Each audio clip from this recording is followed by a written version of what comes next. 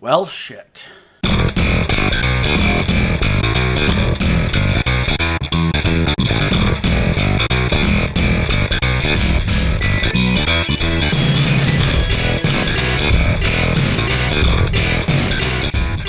Hey everyone, I'm the real John, and I just made a huge mistake.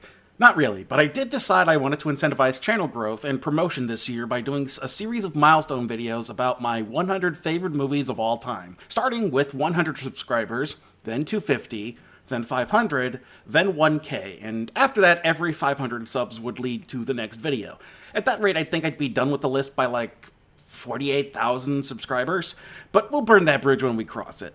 Thanks to friend of the channel, Silver Kappa, for being subscriber 100 and getting this ball rolling. If you're curious what my 100 favorite movies list entails, I have the list up on my Letterboxd account, which I'll link in the description. But if you've been following me for any amount of time the last couple of years, you probably already know where this list starts off.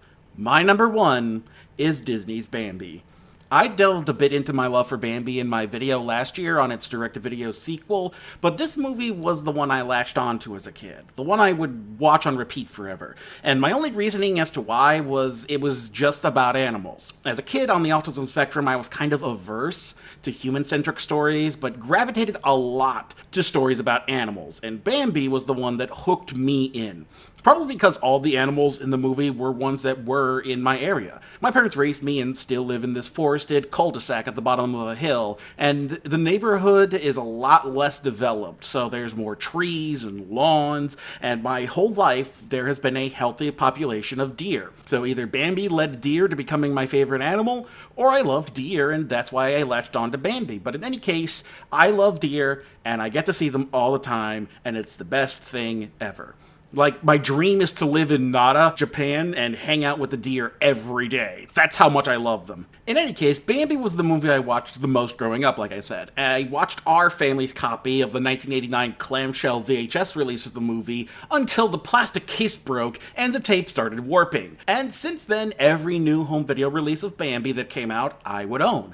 I loved this movie so much that I ended up reading through the Felix Salten original novel sometime in late elementary or middle school, and that has been my favorite book for most of my life, to the point where I read it out on stream for my 1-year VTuber anniversary to celebrate it entering the public domain. Admittedly, a lot of my love for this movie is nostalgia. It takes me back to the simplicity of my childhood, to enjoying a simple story about a deer's life in the woods. It's a simple joy for me. But as I've gotten older, I found more and more to love about the movie. I love how the art design was based on the watercolors of Tyrus Wong, a Chinese immigrant who had barely started working for Disney before Walt's own pride and greed led to the animator strike, and he ended up firing Wong, despite Wong never taking part in the strike. In the process, cutting Wong's credit on the film from art director to just artist.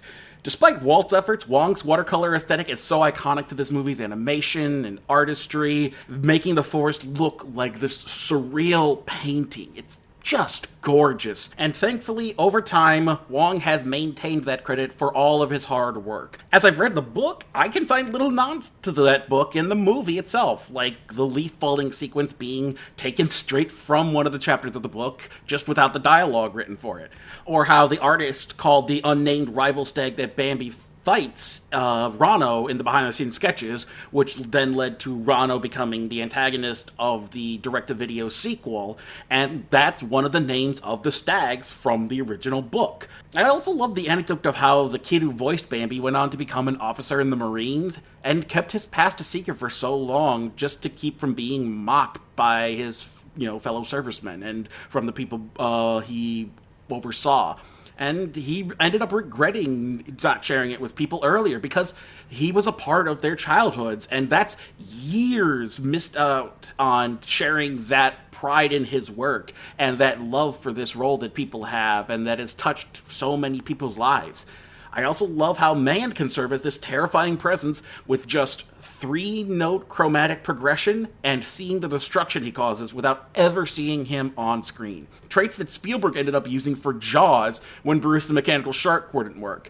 With how much I love this movie and can gush about it, you'd think I'd be dreading that upcoming live-action remake, but I'm cautiously optimistic for it. The director is the woman who directed Women Talking, so they've at least got good credits under their belt. Plus, they sound like they want to incorporate more from the book, which is actually much darker than people realize.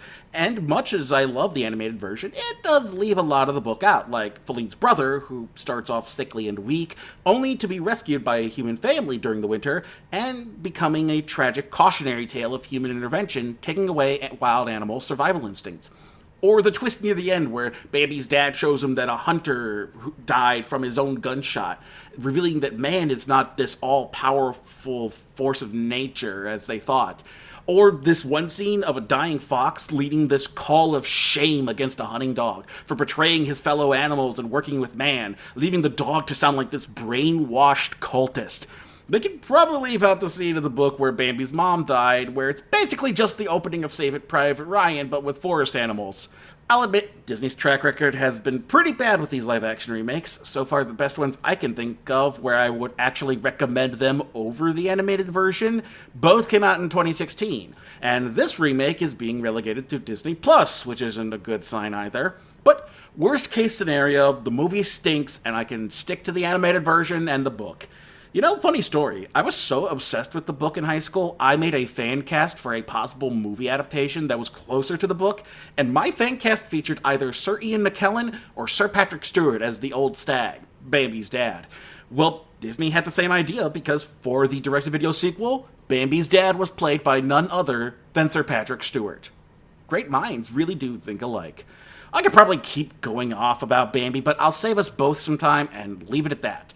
The point is, it's my favorite movie, mostly for nostalgia, but there's also a lot to love about it when you really dig into its production. For the next milestone, at 250 subscribers, I'll be covering my second favorite movie of all time, Weird Al's 1989 comedy, UHF. Until then, you can find me at the movies.